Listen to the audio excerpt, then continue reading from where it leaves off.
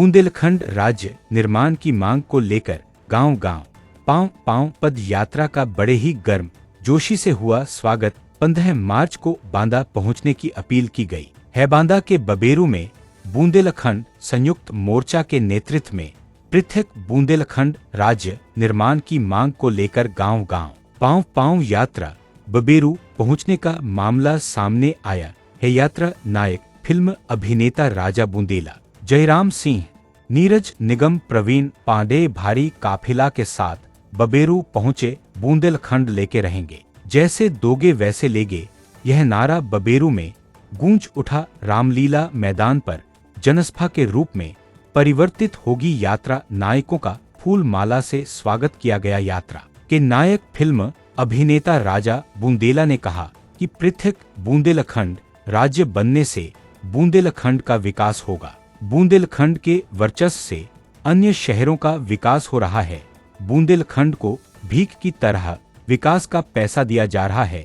बुंदेलखंड राज्य पहले था, बुंदेलखंड को 2 भागों में बांटकर राज्य कर रहे है। केंद्र की सरकार ने वादा किया था कि बुंदेलखंड राज्य बनाकर देंगे। धारा 370 हटगी, श्री राम मंदिर बन गया।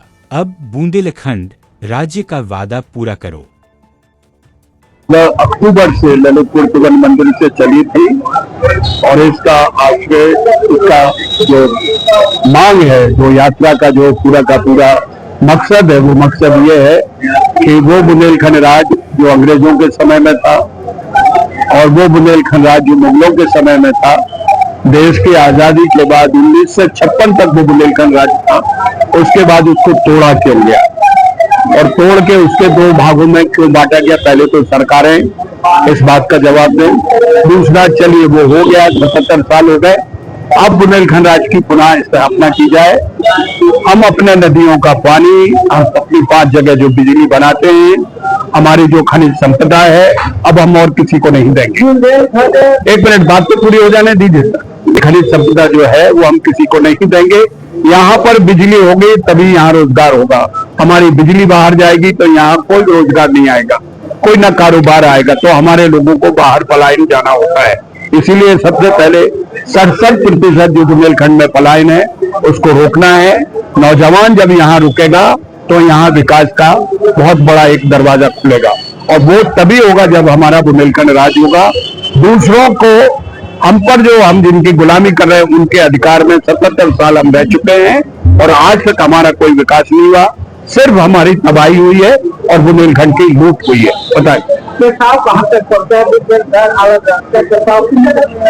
प्रस्ताव बुंदेलखंड का माननीय गृह मंत्री अमित शाह जी के पास है, माननीय प्रधानमंत्री जी को भी दे दिया गया है। पिछले दिनों 26 तारीख को बहुत बड़ी प्रेस कॉन्फ्रेंस दिल्ली में हुई थी।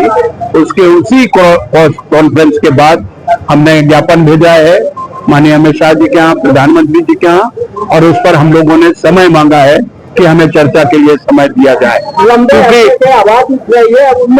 आप पूरा सवाल का जवाब तो दिया करिए ना, हम तैयार तो नहीं। चूंकि एक कटिबद्ध क्रमबद्ध तरीके से हम एक यात्रा कर रहे हैं।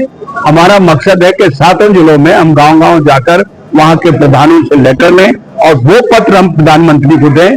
जो प्रधान गांव का लिखेगा कि माननीय प्रधानमंत्री जी, हमारा गांव फला फला गांव ये मानता है कि अब बुंदेलखंड राज बनेगा। तो ये 7 जिलों की यात्रा के बाद हम लोग रामलीला मैदान में या हम लोग वहां पर तालकटोरा ग्राउंड में एक 5-10 हजार लोगों के साथ मिलकर हम वहां पर एक बहुत बड़ा प्रदर्शन करेंगे। इसमें दिल्ली के भी बुंदेलखंड वासी शामिल हैं, जिनके साथ हम लगातार छोटी छोटी सभाएं कर रहे हैं।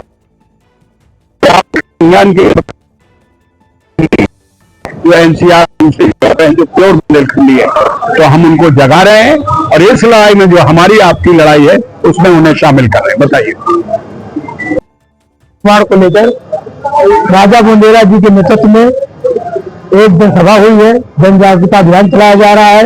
लोग अपने हक की लड़ाई के लिए, अपने बच्चों के भविष्य के लिए आए और अपना हक और हिस्सा मांगे। कहाँ तक ये बात पहुंचाई जा रही है, कहाँ करेंगे? जब तक पृथक बुंदेलखंड राज्य नहीं बन जाएगा, जब तक लड़ाई जारी रहेगी। जहाँ जहाँ जाना होगा वहाँ जाएंगे। 10 मार्च को बांदा के रामलीला मैदान 15 मार्च को अलीगंज स्थित रामलीला मैदान बांदा शहर में। कहां पे लोगों को अमल किया गया? यहाँ पर हमारे पूरे जनपद के सभी ब्लॉकों से लोग वहां जाएंगे, नगर पंचायतों से जाएंगे, नगर पालिकाओं से रहेंगे, पूरे क्षेत्र के लोग रहेंगे, पूरे जनपद के लोग रहेंगे।